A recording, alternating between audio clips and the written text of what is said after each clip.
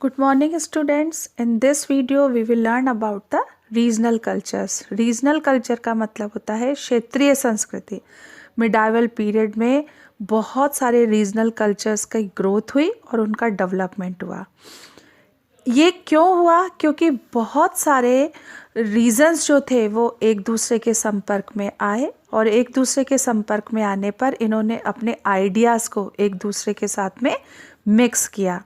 इनमें से जो भी कल्चर्स थे वो लैंग्वेज में, रिलीजियस ट्रेडिशंस में, आर्ट में, म्यूज़िक में, डांस में, इन सभी फील्ड्स में ये कल्चर डेवलप हुए.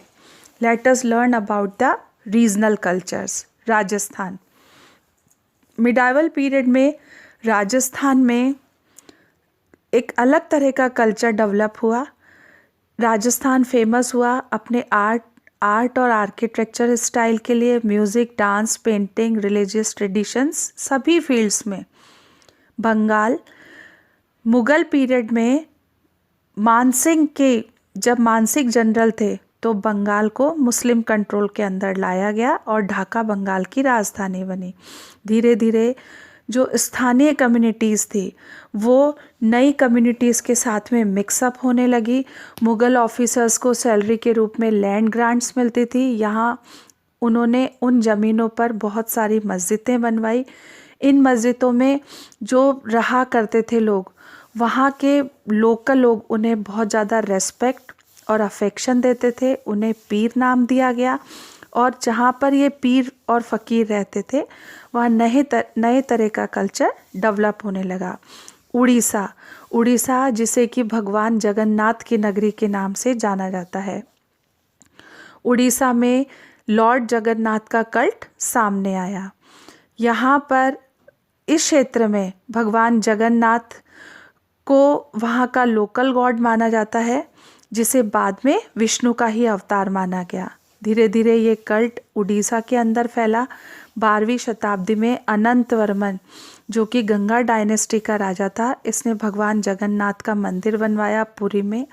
बाद के जो राजा थे वो अपने आप को भगवान का डिप्टी बताते थे. आज भी भगवान जगन्नाथ की रथ यात्रा बहुत ही उत्साह और उल्लास के साथ में मनाई जाती है. Regional literature and languages. ये वो समय था जब बहुत सारी क्षेत्रीय भाषाएं सामने आई और उन क्षेत्रीय भाषाओं में बहुत सारा साहित्य लिखा गया. हिंदी 7वीं से 10वीं शताब्दी के बीच में डेवलप हुई. हिंदी का जो डेवलपमेंट है वो संस्कृत भाषा से हिंदी भाषा को लिया गया है और इसे अपभ्रंश भाषा कहा जाता है मध्यकाल की. 3 फेजेस में हिंदी लैंग्वेज का डेवलपमेंट हुआ. The first stage is known as आदिकाल.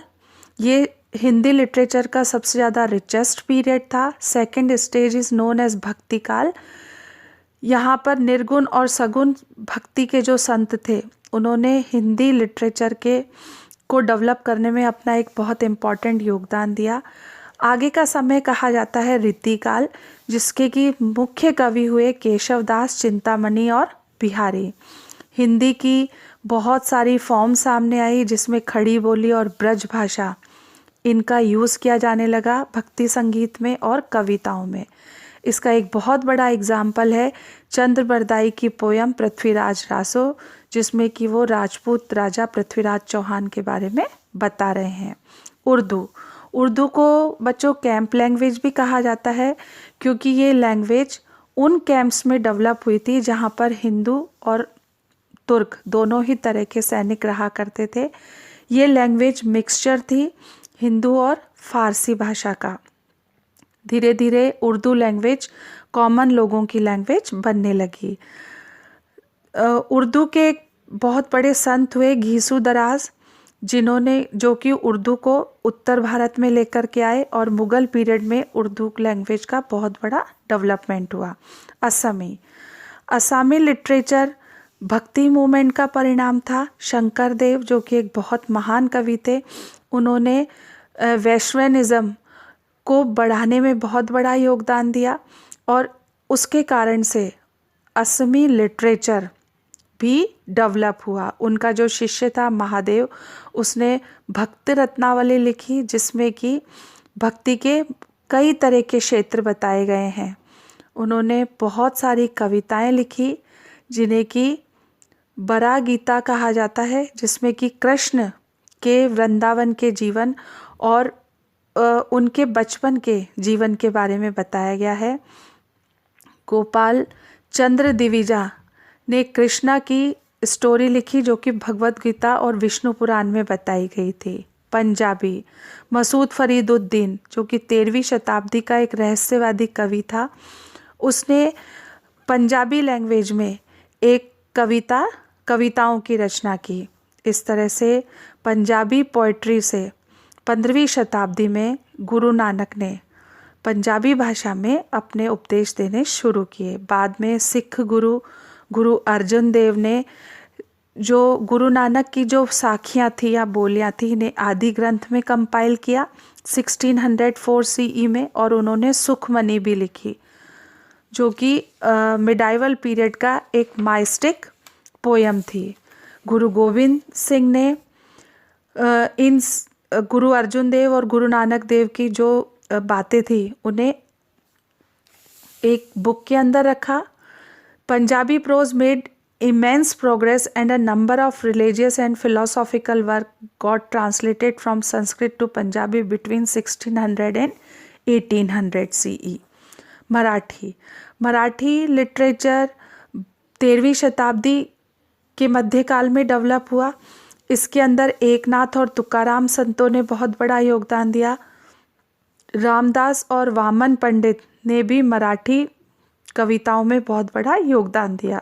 17वीं शताब्दी में धार्मिक कविताएं लिखी जाने लगी मराठी लैंग्वेज में, और इस तरह से मराठी भाषा जो थी उसमें बहुत सारे संगीत जैसे कि लावनी, ये रोमांटिक वर्क है जो कि मराठी भाषा में होने लगा। साउथ इंडियन लिटरेचर, बहुत सारी लैंग्वेजेस की साउथ इंडिया के अंदर ग्रोथ हुई। इसमें नन्याना, तिखाना ये मुख्य कवि थे 11वीं से लेकर 14वीं शताब्दी के बीच में।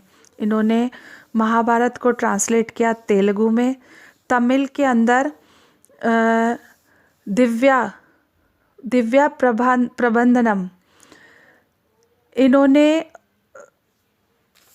जो कविताएं थी उनको ट्रांसलेट किया। नन्यार और शिव संत जो भजन गाते थे उन्हें भी लिखा गया। इस बुक को नाम दिया गया तिरुमुराई। कुछ इम्पॉर्टेंट नैन्यार संस्थे जैसे कि अप्पार और सुंदरार, इन्होंने बहुत सारी किताबें लिखी जिन्हें कि तेवरम कहा जाता है। चोला पीरियड में कम्बन ने रामायण का तमिल वर्जन लिखा। बंगाली लिटरेचर, बंगाली भाषा का जो साहित्य है वो भी 10वीं से 12वीं शताब्दी के बीच में डेवलप हुआ। इस लिटरेचर में फोक सॉन्ग्स होते थे जो कि फिलोसॉफी से जुड़े हुए होते थे। सेकंड स्टेज इसकी मुस्लिम कॉन्क्वेस्ट से स्टार्ट होती है जो कि 13th सेंचुरी में थी और ये 17th सेंचुरी तक चली। The three main trends in this stages were Vaishnava poetry Bengal में, लैंग्वेज और लिटरेचर, इसको श्री चैतन्य महाप्रभु ने मिक्स किया। वैष्णव कवि चंडीदास, गोविंदास और कृष्णदासा, ये चैतन्य महाप्रभु की कविताओं से बहुत ज़्यादा प्रभावित हुए और इन्होंने बहुत सारे गाने बनाए और मैथिली और संस्कृत भाषा को मिक्स करके। This language was known as Brajabuli and the lyrics Padavali, translation and adaptation from classical Sanskrit. Kasirama translated Mahabharat, while Krantivas Ojha translated Ramayana and other works. मंगल काव्य फॉर्म ऑफ पोइट्री, ये रिलीजियस टेक्स्ट था बंगाली हिंदू ट्रेडिशन का जिसको कि 14th और 15th century में लिखा गया। ये मंगल काव्यास के नाम से जाना गया। Rest of the chapter I will explain you in next video. Thank you.